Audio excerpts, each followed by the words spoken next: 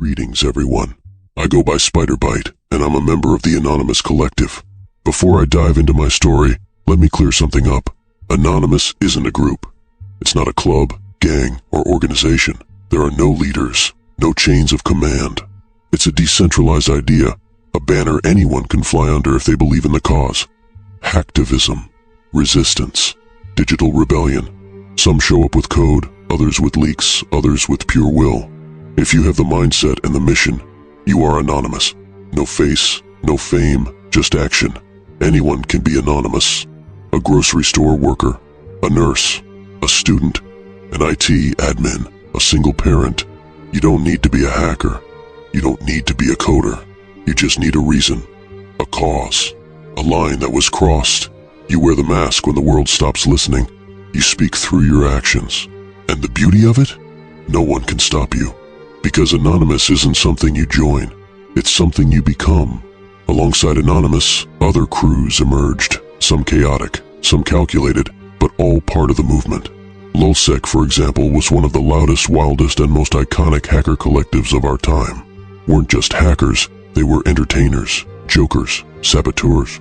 They hacked Sony Pictures, Fox.com, PBS, CIA.gov, and even InfraGard, exposing poor security across both private and public institutions. They released databases, emails, login credentials, but always with a flair for humor and mockery.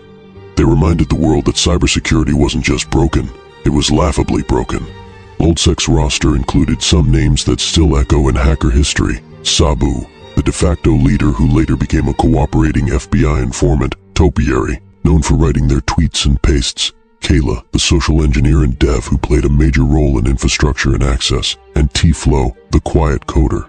Each brought their own strengths, and for 50 days straight, they turned the internet upside down. Love them or hate them, they left a mark that still hasn't faded. Then AV Unit, someone that went unknown and stayed quiet for years. Then you had Team Poison. They blended politics and raw power, targeting NATO, the United Nations, and UK law enforcement. They recorded voice messages over hacked police phone lines. They were aggressive, intentional, and unapologetically anti-authority. Members like Trick and MLT were known for combining social engineering with technical precision. UG Nazi went after major websites, leaked data, and defaced high-profile pages. Web stressors and booter crews turned DDoS into an everyday weapon. Anyone could rent a stressor and knock a target offline. This democratized chaos, for better or worse. Blizzard Squad hit the mainstream by bringing down Xbox Live and PlayStation Network on Christmas. They didn't just attack infrastructure. They made statements about control, attention, and digital fragility. And you can't forget groups like Null Crew and Ghost Shell, who constantly pushed data leaks, defacements, and anti-corporate messaging into the public eye. Antisec was another banner, under which many hackers collaborated, leaking police data and corporate secrets. These weren't just names. They were movements, ideas, fragments of rebellion scattered across networks and forums. UG Nazi, for example, had members like Josh the God, known for his brash online persona, and a long list of high-profile website defacements and leaks. Alongside him were Cosmo and Forsaken and others, involved in targeting government agencies and major corporations with brute force and flair. They pushed anti-government, anti-corporate messaging, and were known for direct action. Lizard Squad was a more chaotic force. Members like Virtual Rapists, also known as Ryan and Julius, aka Zekil, and others we won't speak about, came into the spotlight after the infamous 2014 Christmas attacks that brought down Xbox Live and PlayStation Network. Their tactics weren't just about DDoS, they were about attention, headlines, and psychological warfare. Null Crew also made waves with multiple breaches and leaks from universities, corporations, and government servers. Members like Null and BlapBlap were active in dropping database dumps on Pastebin with political messages.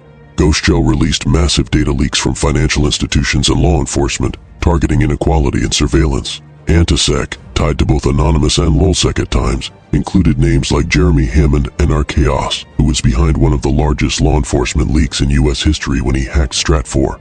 Each group brought their own fire. Some were loud and proud, some were ghosts. But every one of them, whether you respected their tactics or not, challenged the idea that power online was one-sided. We all held the line in different ways. We didn't all work together, but we watched each other, learned from each other, pushed each other. Some of us fought for justice, some for the chaos. Some just wanted to expose the truth no matter the cost. My story with the movement began back in 2009. At first, I was just a shadow. I spent my days and nights lurking in IRC channels, flipping through old forum threads, digging into anything I could find about hacking, exploitation, cyber warfare. IRC, for those who weren't there, was the backbone of the underground. It wasn't just a chat service. It was where operations were planned, where tools were born, where revolutions brewed. I bounced between hack forums, dark web marketplaces, and a notorious place called The Hub. That's where I learned the language of the underground. I didn't go to school for this. I didn't read it in books. I absorbed it straight from the raw source. Vulnerabilities, FUD cryptors, custom rats, botnets like a Qbot or a Mirai, logs such as CCS, SSNs, and much more. This was the deep end, and I dove in. Eventually I connected with other hackers. Some wore the mask, some didn't. Some just wanted chaos. Others wanted justice. But we all shared one thing: we were done watching. We were ready to act. I wasn't just learning anymore. I was building, writing code, testing payloads, breaking systems. I started writing malware as a teenager. My obsession was control. My go-to weapon, rats, remote access Trojans. I worked with Dark Comet, NJRAT, and later Orcus Administrator. If you know, you know. I wrote custom variants, encrypted payloads, built my own cryptors to keep them fully undetectable. When VirusTotal came back 036th, I knew I'd nailed it.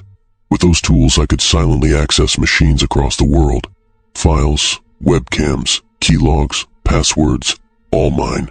And when it was time to go loud, we went loud. Loic was the classic, easy to deploy. Hoix came next, stronger. But I preferred a regular botnet. Slowlorus and Rudy were my favorite DDoS tools, low bandwidth, high impact. Kill a server without lifting a finger. I helped organize and execute attacks that brought down police departments, corporate propaganda, government portals. It wasn't just about disruption, it was about visibility.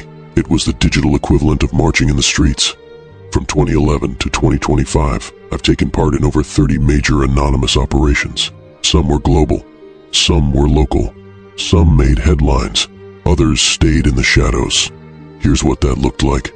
In 2011, during the Arab Spring, we launched Operation Tunisia and Operation Egypt.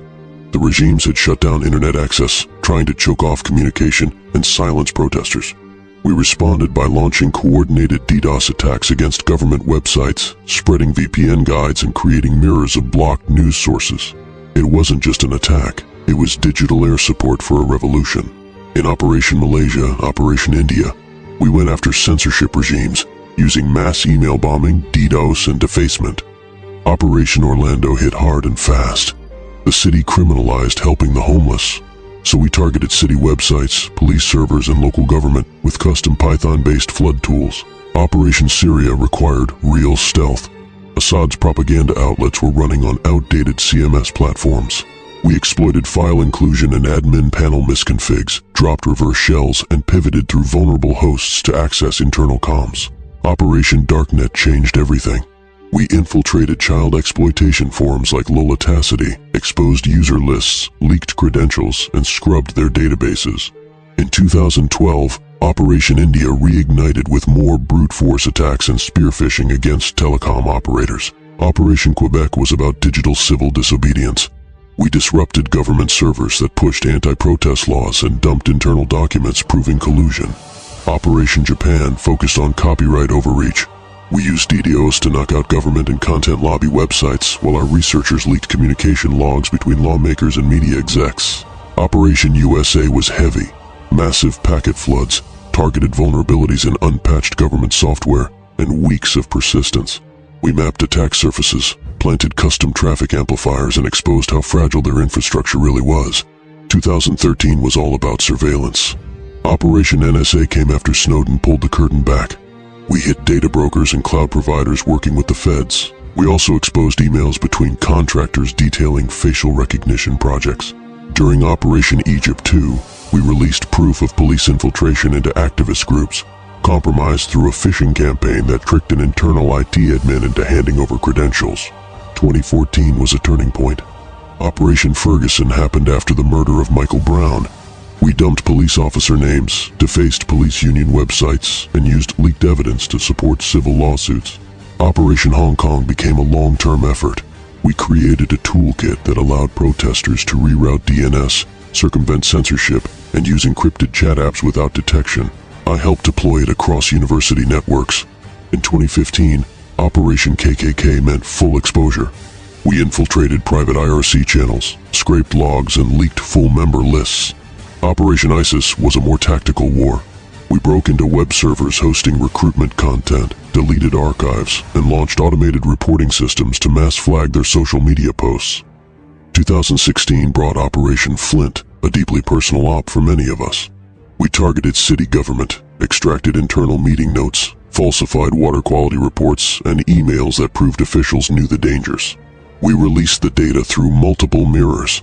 Between 2017 and 2019, Operation Sudan was about protecting voices. We created secure communication channels for activists, used web scraping to archive deleted protest footage, and rerouted internet through mesh VPNs. In 2020, Operation George Floyd lit a fire. We took down dozens of police department sites, redirected traffic to live streams of protests, and leaked use of force policies. BlueLeaks was a bombshell. 270 gigabytes of law enforcement data showing years of surveillance and profiling. We didn't leak it, but we hosted it. We spread it. 2021 brought Operation Myanmar. We dismantled military communication relays, hijacked DNS records, and spoofed internal emails. In Belarus, we broke into surveillance centers and disabled facial recognition nodes temporarily. 2022 was our full assault. Operation Russia took down critical government and media portals. I led DNS hijacks, defaced propaganda sites, and breached energy ministry email servers. In Operation Iran, we brought down ministry infrastructure, exposed VPN logs used to track protesters, and posted evidence of human rights abuse. Operation GOP was aimed at American disinformation. We shut down far-right outlets, leaked internal comms, and took down several backup servers to keep them silent. From 2023 to 2025, we kept the momentum. Operation Iran grew stronger, taking down layered infrastructure and mobile surveillance apps. Operation GOP escalated with deeper penetration into cloud providers. I helped dismantle platforms tied to Mhowl, Seth Dillon, and others. Operation Moms for Liberty saw us leaking meeting notes and donor ledgers. Operation Alex Jones was surgical. We hit back-end APIs, exposed caching vulnerabilities, and collapsed InfoWars for days. Operation Israel targeted key web services during Palestine attacks. Operation Russia's second wave was brutal. Targeted ransomware, recursive DNS loops, and supply chain tampering. Operation Georgia was mine. I took down every ministry website, replaced it with a statement, and held it there. Operation Venezuela used compromised RDP to expose high-level government theft.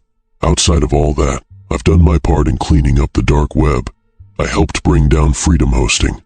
I exposed multiple child abuse forums. I've spent nights digging through logs, tracking servers, hunting monsters. People like to say DDoS is pointless, but they don't understand. It's not about the bandwidth. It's about sending a message.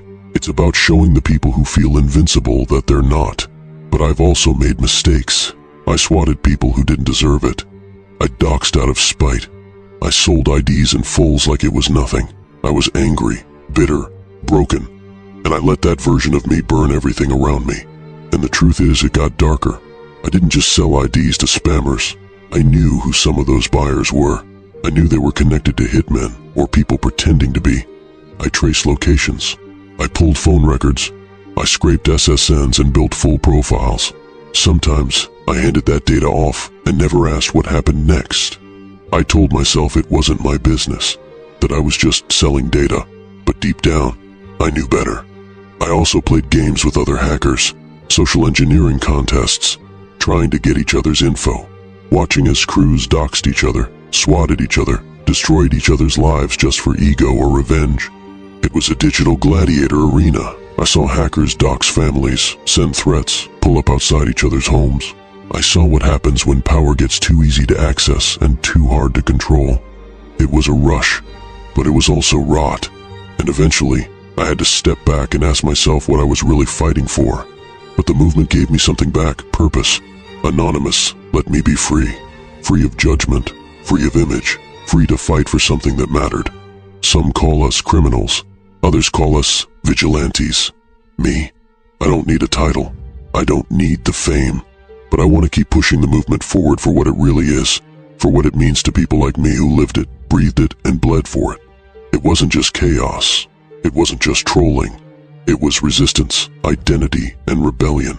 People saw it as bullshit because they never understood the code behind it, the purpose behind the mask. I want to show them that Anonymous was never just noise. It was a voice for those who had none,